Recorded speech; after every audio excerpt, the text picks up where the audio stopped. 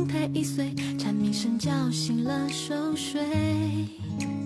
日落下沉醉，光透过我指尖消退。展开涟漪，心如潮水，让时间不再防卫，晚风轻轻吹。想来一杯年纪泡水，一口夏天的陶醉，阳光真明媚，我和你刚好搭配，加点冰，有微醺的风味，不要再皱眉。你像气泡水，蔓延心动的滋味，发梢随风吹，我为你沦陷几回，等风醉，饮几杯，情似水，温柔太零碎，收不回。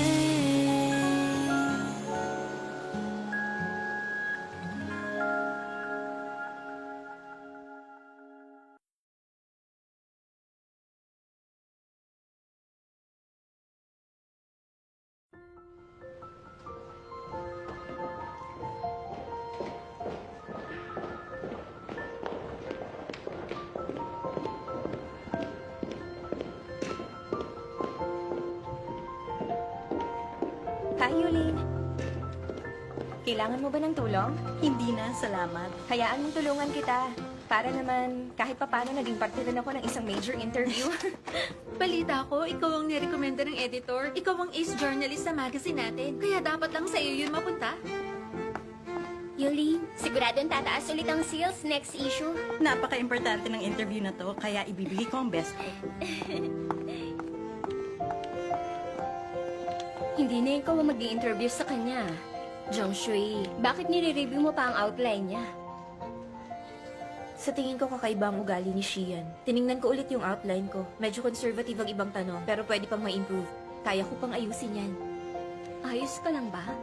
Nasiraan ka na ba dahil hindi ikaw ang mag-i-interview? Kahit ma-perfect mo ang outline mo, hindi ka rin naman babalikan ni Shian. Ang narinig ko, tinawagan ng editor-in-chief ang company at siyang nirecommend. Kaya kung iisipin mo, mas mahalaga ang tactics kahit na meron kang kakayahan. Marami pang iba dyan. Kahit na wala si Shian, may iba pang oportunidad. Maganda ang tactics, pero hanggang isang interview ka lang. Dapat maganda rin ang article mo. Kulang ako sa tactics. Hahasain ko na lang ang sarili ko.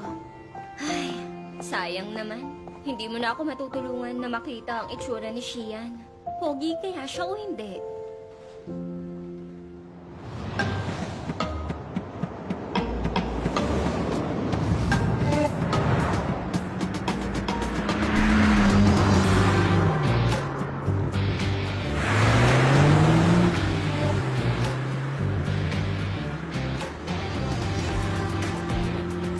Mr. Shi, nakaschedule ang interview mo mamayang 7 p.m. Pupunta sa office si Shu Yuling para sa interview mo. Hindi naman si Miss Shu ang pinili kong interviewer. Siya po ang nirecommend ng editor-in-chief ng magazine. May malawak daw po siyang karanasan at saka may kalidad ang pagsusulat niya. Kung Q&A lang ang interview, hindi na ako kailangan. Ipadala mo na lang ang mga sagot ko. Ang interview dapat may totoong pag-uusap at diskusyon. Mas gusto ko ang interview outline ni Miss Chang. Pasensya na, Mr. Shi. Hayaan niyong ayusin ko to.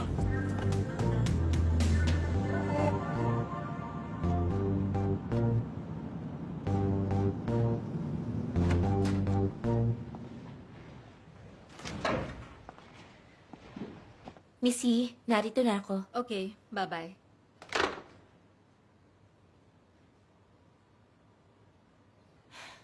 Huwag na kayong mag-abala. Alam ko, okay lang. Anong alam mo? Alam kong gusto niyo akong makausap tungkol kay Shian. Naiintindihan ko. Mas maraming experience si Yuling. Kaya lang, may kaunting sama ng loob pa rin. Kailangan ko pang i-improve ang interview outline ko. Kaya walang dapat pang hinayangan. Babawi na lang ako sa susunod. Ang ganda ng suot mo ngayon. Birthday ng boyfriend ko. Gusto kong magmukhang maganda sa kanya. Kung natuloy ang interview ko kay Shian, hindi kami makakapag-celebrate. Kaya sa tingin ko, ayos lang.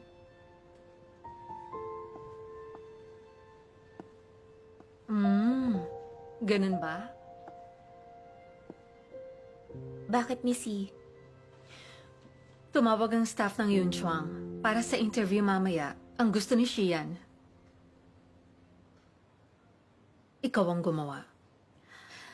Kaya nga lang, magsa-celebrate pa kayo ng boyfriend mo. Hindi ka pwede, tama? Ako ang gusto ni Shian. Oo, ikaw ang pinili niya. Mamayang gabi.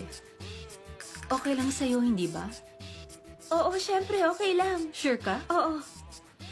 Okay. Mamayang 7 p.m. Kakausapin ka ng assistant ni Shian para sa mga detalye. Okay, maghahanda na ako. Sandali lang. Paano naman ang boyfriend mo? Taon-taon naman siyang nagbe-birthday. Bihira ang chance na ma-interview si Shian. Tatapusin ko na lang agad ang interview para makahabol pa kami. Ikaw talaga, Jiang Shui. Mr. Shi, naayos ko ng details ng interview mo. Gusto nyo bang gawin niya sa main conference room? Darating ang representative ng Lian sa meeting, di ba? Pinareserve ng Department 1 ang main conference pero kinancel nila. Na-reschedule to sa umaga kasamang representatives ng Liing at Lian. Parehong sa umaga. Opo, base sa system, personal tong inayos ni Mr. Fang.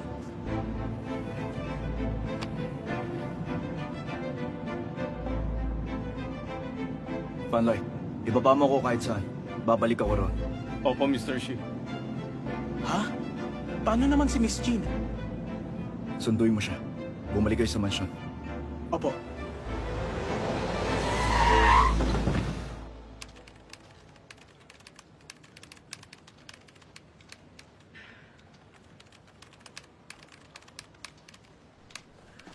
Teka, pwede bang pakicheck mo to? Ang galing mo talaga.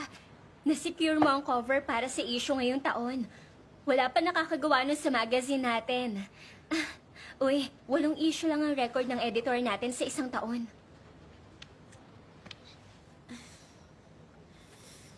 Uy, kape na naman. Ano ka ba?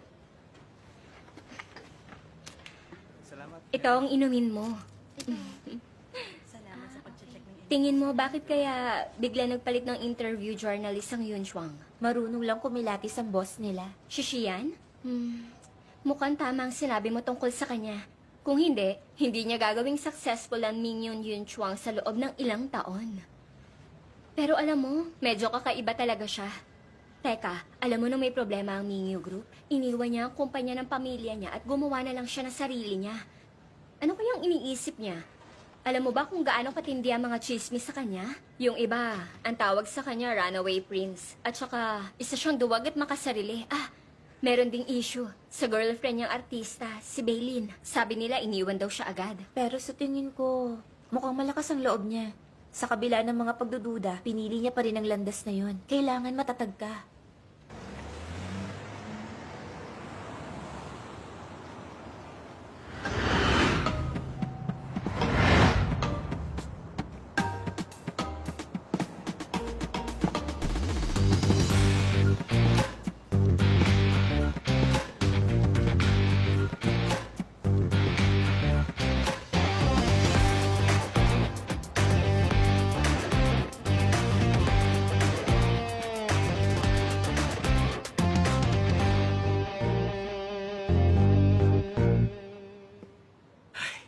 Isang karangalan kung sakaling matuloy ang partnership sa Ling. Ano ba, Mr. Fang?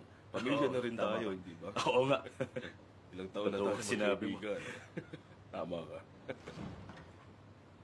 Mr. Shi? Kumuha ka ng 2 malamig na kule sa pantry. Opo. Ay, may ginagawa akong article tungkol sa Liying. Balita ko may pinag-aaralang investment ang Yun Chuang. Teka, alam mo ang Liying, di ba? Ilang taon rin sila nakakuha ng momentum. Maraming gustong mag-invest sa kanila. Walang kahit isang malinaw na picture si Shian sa internet. Mas lalo pa siyang naging mailap. Ayaw niyang magpakita sa harap ng press. Kung makukunan lang sana natin siya ng exclusive video or audio piece para sa digital magazine, siguradong dadami ang readers natin. Iniisip mo pa rin ang pag-upgrade ng digital magazine? Lahat tayo nakikinabang sa financial information. Kung hindi i-revamp at ipapareho natin ang content sa print version, walang interaction sa mga readers, lalo silang mananawa sa atin. Mukhang ang maganda ang point mo. Pero wala namang sapat na manpower o pera ang company para ma-upgrade ang digital magazine na yan. Kahit na makumbinsi ang editor-in-chief, siguradong tatanungin ka pa rin niya. Sinong gagawa? Anong gagawin? Saan tayo kukuha na pera? Eh di ako. Gusto kong makita ng mga nakatataas na kaya kong manguna sa pag-upgrade ng digital magazine. Kapag na-monetize ang content, masasagot ang problema sa upgraded digital magazine. Ang tapang mo talaga. Ipagpatuloy mo. Susuportahan kita.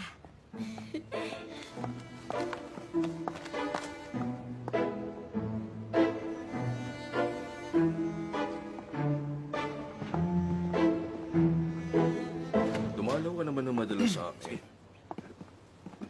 Ay, Mr. Shi. Mr. Shi. Malamig yun. Salamat, Mr. Shi.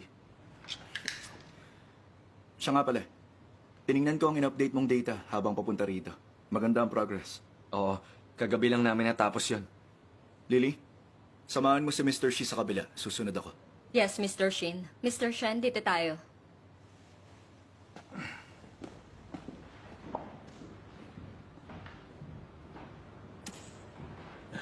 Mr. Shi. Mr. Shi yan, kung may request kayo, huwag kayong mahihiya. Huwag kang mag-alala, mahaba naman ng pinagsamahan namin ni Mingyu. Sa nakalipas na 2 taon, meron din kaming business deal sa papa mo. Siyempre, dahil sa mga pangyayari ng panahong yun, talagang gusto rin namin makatulong. Kaya naniniwala ako, magiging maganda ang pagsasama natin sa pagkakataong ito. Mr. Shi, may gusto ba kayong itanong sa kanya? Salamat. Na-review ko na ang tungkol sa sitwasyon ng Liying. Pero mas interesado ako sa kung ano ang future direction ng kumpanya niyo. Ang kumpanya namin ay kabilang sa mga nangunguna sa industriya ngayon. Tungkol naman sa Lian Technology, isa sila sa mga supplier namin dati. Wala itong kinalaman sa posisyon. Base na rin sa impormasyon nyo, kung ang pinakalayunin ng kumpanya nyo ay maglingkod sa mas malawak na publiko, nangangailangan ito ng karagdagang advancement sa technology. Sa ngayon, wala pa akong nakikitang solusyon. Mr. Shi, ganito kasi. Ang Liying ay isang matatag na kumpanya. Ang pag-i-invest sa kanila ang makakatulong sa atin na makapasok sa industriya. Isa pa, magandang relasyon ng Liying at Mingyu. Kumbaga, magkasama sa hirap at ginhawa. Tama yun. Naiintindihan ko. Malaki ang respeto ni Papa sa Liying.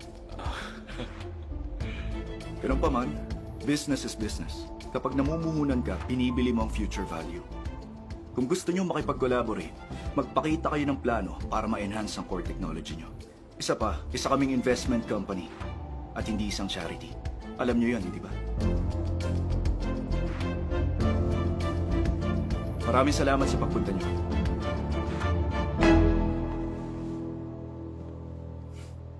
Mr. Fang, pakihatid si Mr. Lee. Pero, Mr. Lee!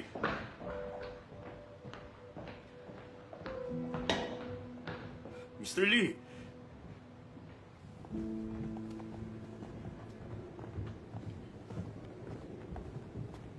Mr. Lee. Dito po tayo.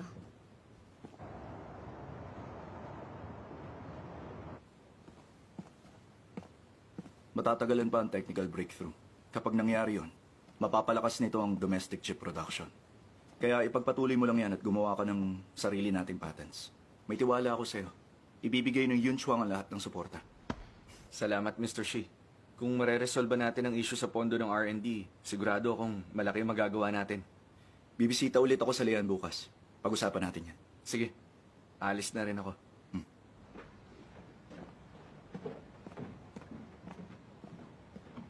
Mr. Shi, tatapatin ko na kayo. Matagal ng kaibigan ng papa mo at ni Mr. Tian ang may-ari ng Liying. Kaya kung ipipilit mo ang Lian, nag-aalala ako na hindi mo makumbinsi ang buong board. Mahalagang bahagi ng investment ang mga meeting. Kung di mo kayang ayusin ang meeting schedule sa mga potential partner, paano ko ipagkakatiwala ito sa'yo?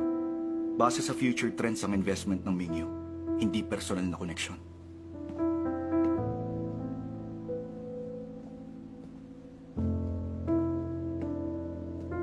Mr. Tian, biglang dumating si Mr. Shi kanina.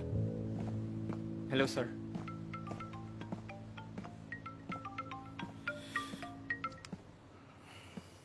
Hello, Tito. Di ba nangako ka na susunduin mo May ako? nangyari kasi. Tito, hindi mo na ba ako mahal? Mr. Shi, Mamaya na lang tayo mag-usap ulit. nihatid ko na si Miss Jean. Pero nagrereklamo siya dahil hindi mo siya sinundo. Gusto niyang malaman mong nagtatampo siya. May sasabihin ka pa? Meron pa, hindi ka raw makontak ni Mr. Guanji sa phone mo. Anong kailangan niya? May i-host siyang dinner sa Warner Estate. Pinipilit niya na pumunta ka. Busy ako. Inaasahan ni Mr. Guanji na yan ang sasabihin mo. May mahalagang tao raw siyang ipapakilala sa'yo.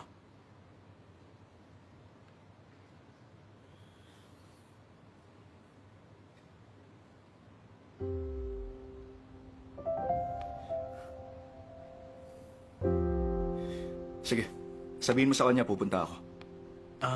Paano pala yung interview mo? Ipaliwanag mo sa kanila ang sitwasyon at i-reschedule mo na lang. Sige, gagawin ko na.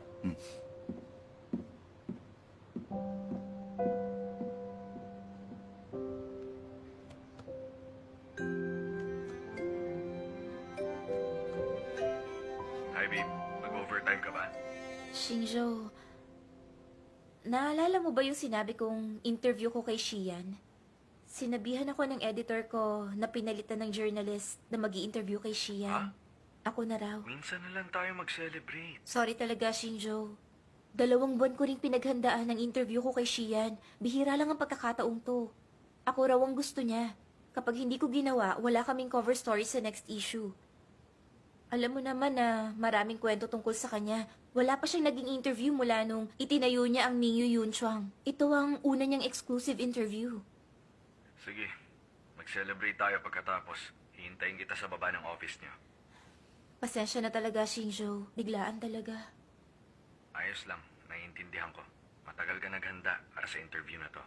Kailangan mong sulitin to. Maraming salamat, Shinjo. The best ka talaga. 7 p.m. ang interview ko. Pipilitin kong matapos agad. Masasamahan pa kita na mag-blow ng kandila sa birthday cake mo. Kapag tapos ka na, susunduin kita. Isasend ko ang location mamaya. Salamat talaga.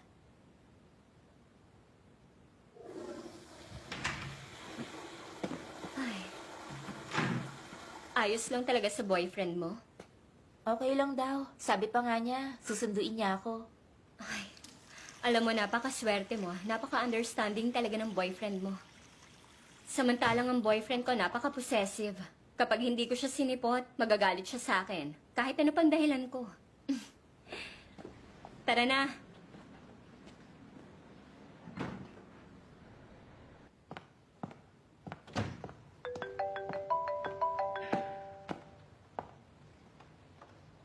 Hello, Miss Jiang. Ako si Chen Xiang ng Mingyu Yunxiang. Hello, Mr. Chen. Miss Jiang, kailangan i-cancel ni Mr. Xi ang interview mamayang gabi. I-reschedule na lang natin. Pasensya na talaga. Ha? Kailan kaya namin pwedeng gawin ng interview? Sa parehong oras, sa susunod na linggo. O sa ibang araw na pwede ka next week. Kung next week pa ang interview, wala kaming cover story para sa next issue. Pwede kayang maglaan ng oras si Mr. Shi sa Makalawa? Sa umaga man yan o sa gabi. Kahit hatiin natin. Sa tingin ko, imposible yun. Fully book ang schedule ni Mr. Shi hanggang sa Makalawa. Pero, 2 oras kaya ngayong gabi? O kahit isa lang? May personal na lakad si Mr. Shi. Hindi talaga siya pwede. Pasensya na. Pero,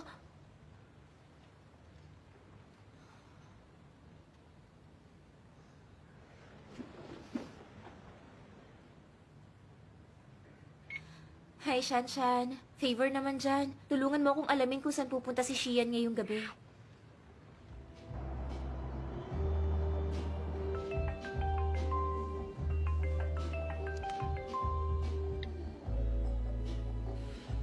Hello? Anong sabi mo? Si Mr. Shian? Hindi ko siya kilala eh. Pero maswerte ka dahil kilala ko ang kaibigan niya na si Guanji. May private banquet sila sa Warner Estate ngayong gabi. Pupunta ang mga kilalang tao sa Jiangcheng na may connection sa Guan Capital. Hindi ko lang alam kay Shian. Pupuntahan ko na lang din.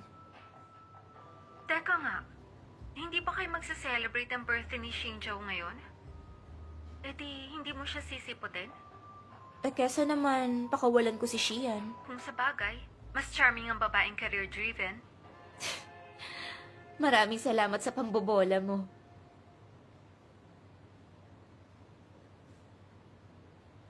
Warner Estate.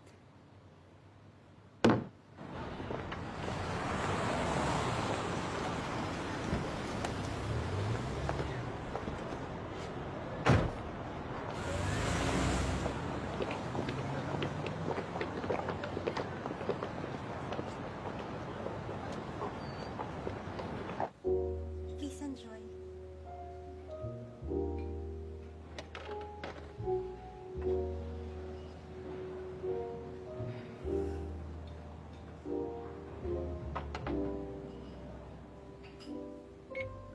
Magkita naman tayo.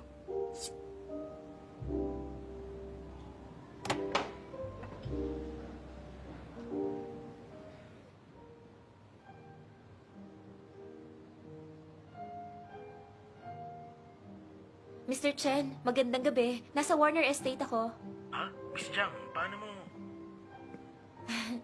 Pasensya na kung pumunta ako, pero importante lang po talaga. Pwede bang pakisabi kay Mr. Shi na hinihintay ko siya rito? Sana maramdaman niya na sincere talaga ako at mapagbigyan niya ako. Makinig ka. Maghintay ka na lang muna. Subukan kong kausapin si Mr. Shi. Pero di ko may papangakong haharapin ka niya. May posibilidad na wala ka mapapala. Alam ko. Ganun pa man, maraming salamat sa'yo.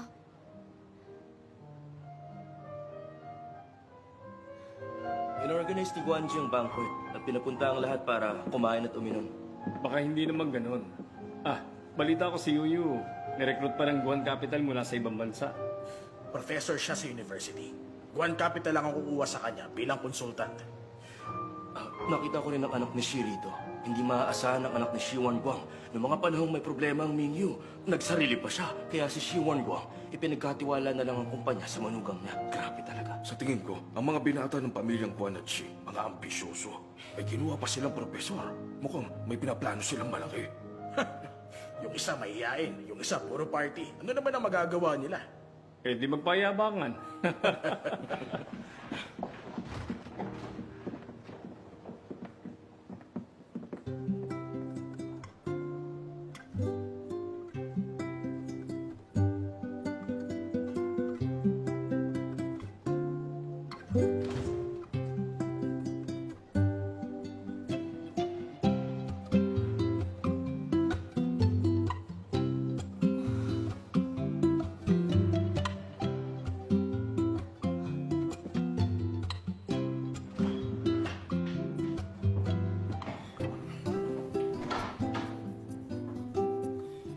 Malilate na naman ba si Guanji? Ha? Sabi niya naipit siya sa traffic pero malapit na rin siya.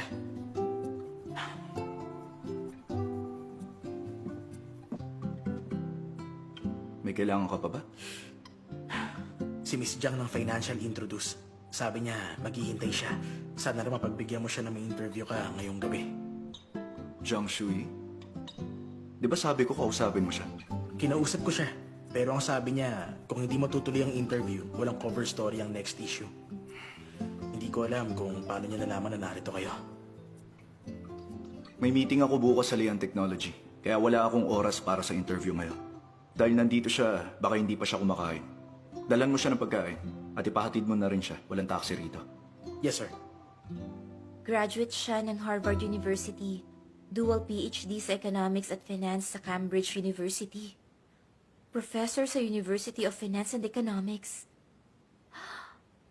Ang ganda ng resume niya.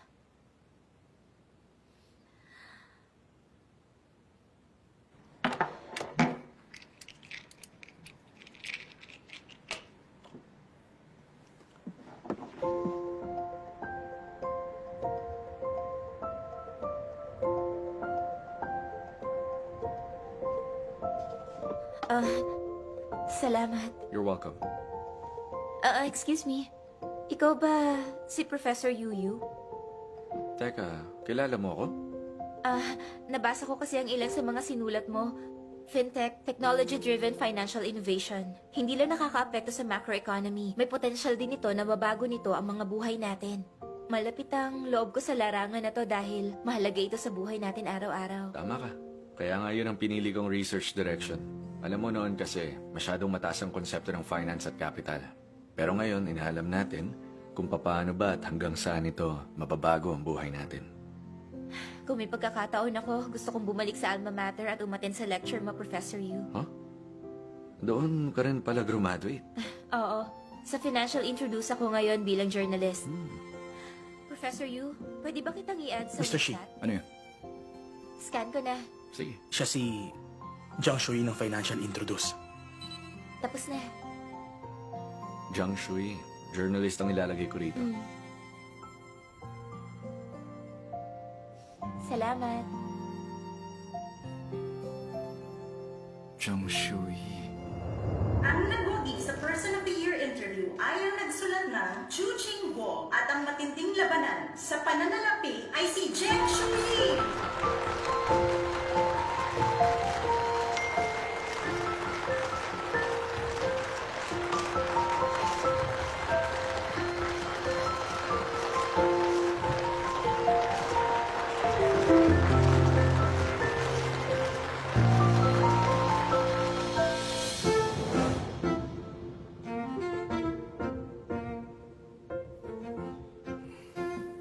Pasensya na talaga, late na ako dumating. Guanji! Tagal na natin hindi nangangabayo. Pasensya na talaga. Ang balita ko kasi, nasa Chonghai ka raw. Nakabalik na ako. Kung ganun, magkita na lang tayo bukas. Sa pagkakaalam ko, hindi bukas sa media ang banquet na to. Tama. May hinihintay kasi ako na interviewee.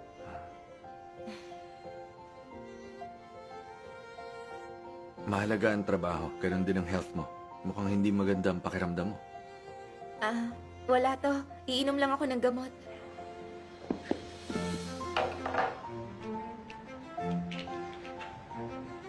Mauna na kami sa loob. Sige.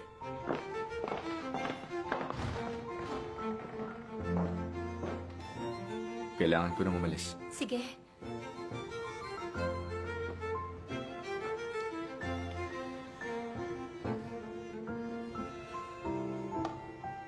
Pumasok na tayo.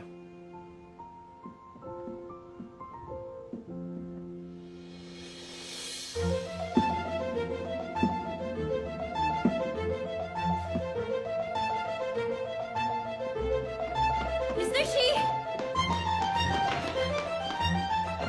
Sorry, Miss Jiang. Hindi talaga pwede si Mr. Shi. Gagawa ko ng paraan para may interview mo siya ng mas maaga. Siguradong gutom ka na. Kumain ka na lang muna. Ipapahatid na lang kita. Huwag na. May sundo ako.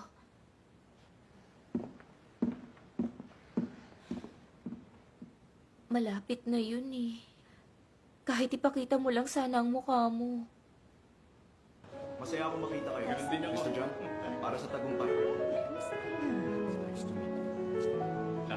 Sarap ng wine. Mr. Wang, kamusta ka na ngayon?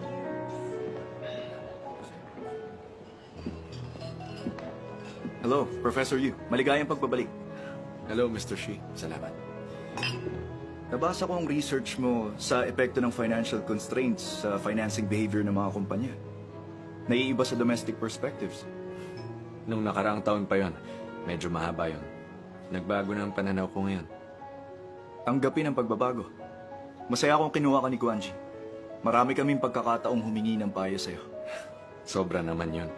Walang limitasyon ng Yun Swang. Magtulungan tayo.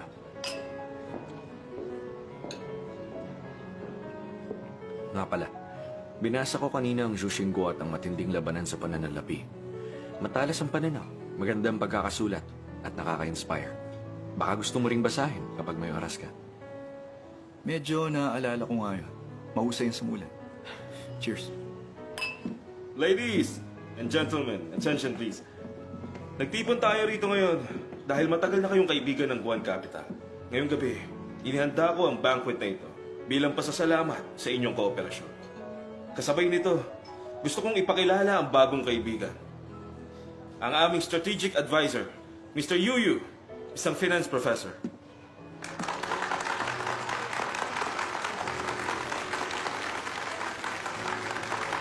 Salamat.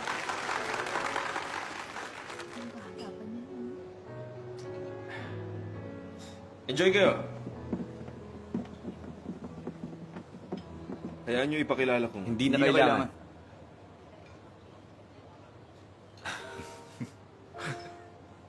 Yuyu, alam mo bang noon ka pa yung gusto makilala? Teka, hindi ko pa siya nakitang naging ganyan, kahit sa mga babae. Totoo ba yan? Okay, may dapat tayong ayusin. At meron na tayong expert. Suportado tayo ng dad ko at sigurado ako ron. Kailangan nating manalo sa mga old-timers sa Yunchuang.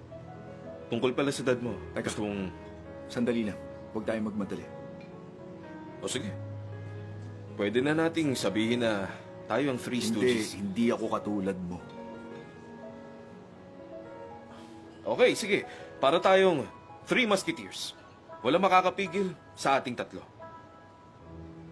Cheers.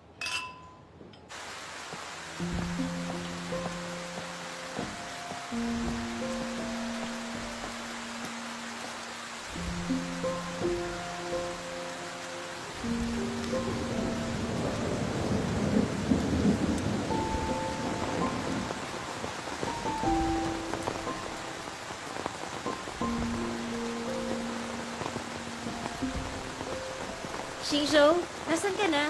Sobrang traffic. Hintayin mo lang ako. Punta na ako.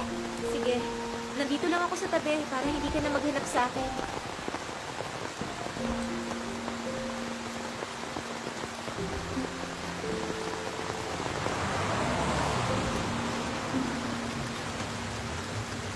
Hi, Miss Zhao. Long time no see ah. Anong ginagawa mo dyan? Long time no see, Mr. Zhang. May hinihintay lang ako. Pasensya na, hindi ako nagkaroon ng pagkakataong magpasalamat sa iyo ng maayos. Ang ganda ng sinulat mo para sa akin. O gusto mo bang ihatid na kita? Salamat, Mr. Zhang. Dahil sa karanasan nyo, kaya ako naisulat yon. Parating na ang boyfriend ko. Huwag na kayo mag-alala. Okay, sige. Ingat ka. Uy, miss! Mag-isa ka lang ba? Gusto mo atid na kita? Malakas ang ulan. Mahirap makasakay. Salamat na lang po. Parating na ang boyfriend ko. Ba't mag-isa ka kung talagang may boyfriend ka? Hindi ba pwede mag-isa kahit may boyfriend?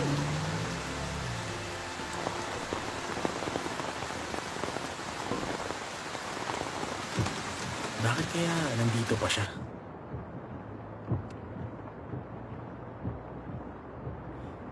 Hindi mo ba siya hinanapan ng masasakyan? Sabi niya may susundo sa kanya.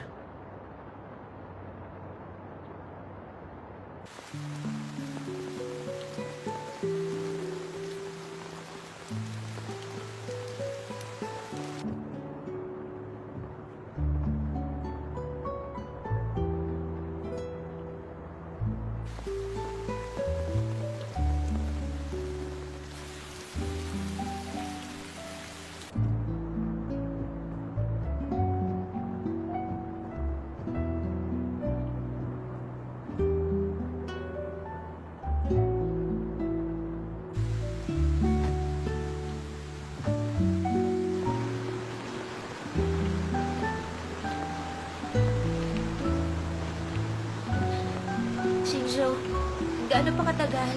Ang lamig na eh. Hindi kaya hindi pumunta yung sundo niya? Sa ganitong oras sa lugar na to? Sabayan pa ng ulan? Mahirap makasakay. Ilapit mo ang kotse.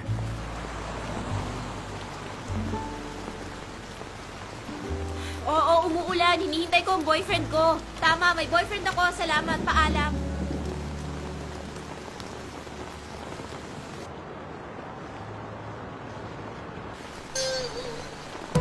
Hindi siya yun, di ba? Sige, sige.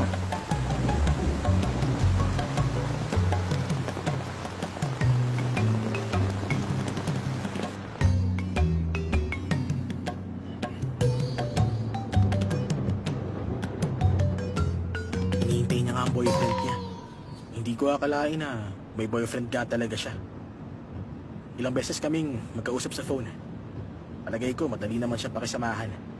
Siguro dahil hindi natuloy yung interview, tapos may mga taong kinukulit siya, at ang lamig pa, kaya naman, naiinis na siya kanina.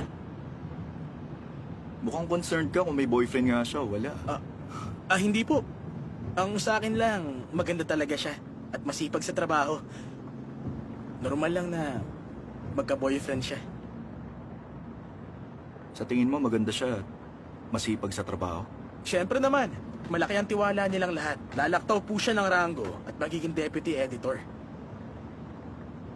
Jianxiang, may napansin lang ako. Ano po yun? Mas malaki ang talent mo maging marites kaysa assistant. Ay.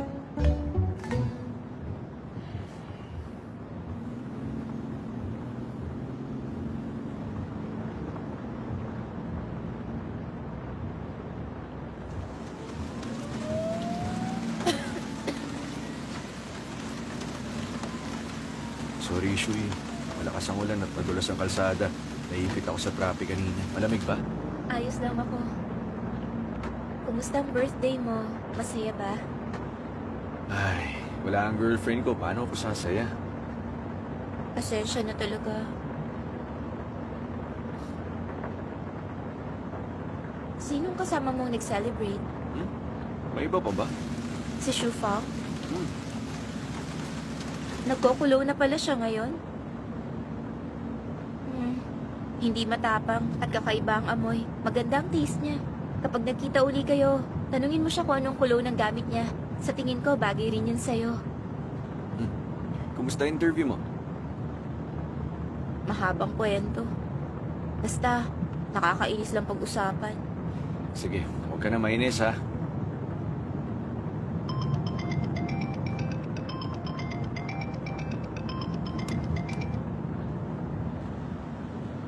Bakit pinatay mo? Sa'yo lang ako pagkatapos ng trabaho. Walang pwedeng tumawag. Sumama ka muna. Ipagluluto kita ng noodles. Huwag na, masyado nang late. Hindi rin magandang pakiramdam mo. Bawi ka na lang sa susunod. Bakit napaka-considerate mo? Kasi mahal kita, nasisiraan ka na.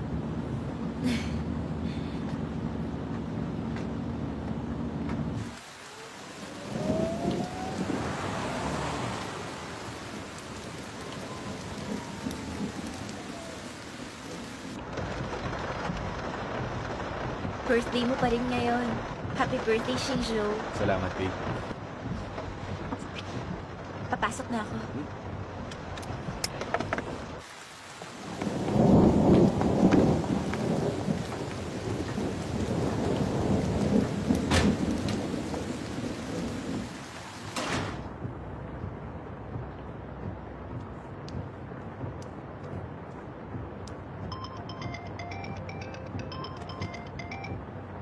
Hello? Ano yun? Ano?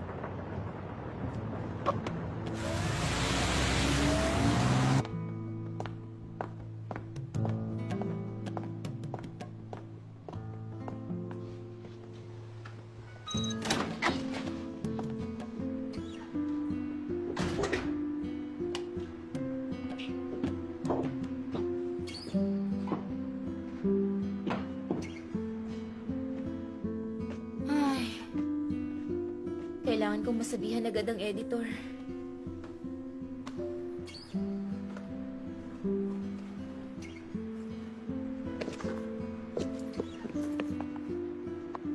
Yung phone ko.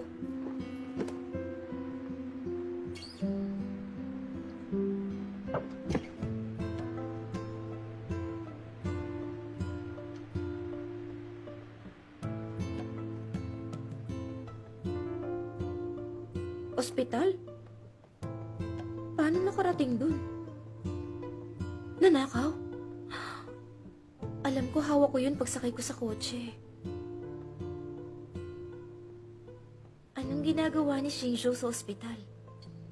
May sakit ba siya? Baka naaksidente siya.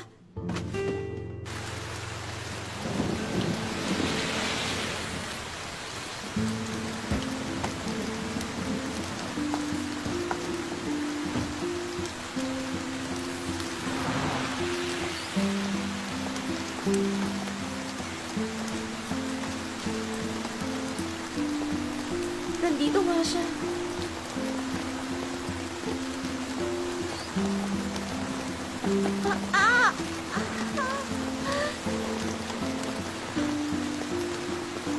Ang plaka na ganito. Ay, Kaibigan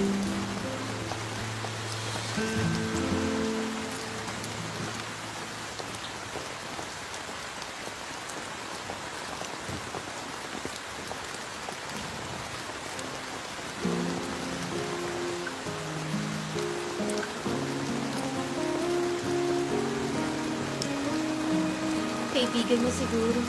Normal lang na dalawin ng kaibigan sa ospital. 情绪不小心，我演错了戏，能否修正一个美好的结局？遇见你，走进你，爱上你，失去你，你独自离去，留我在原地，让泪挣扎落下，难道从此只是过客吗？心就像坠入了悬崖，痛啊！爱总让人像深陷流沙，越走近越无法自拔。别说放得下，别走远，好吗？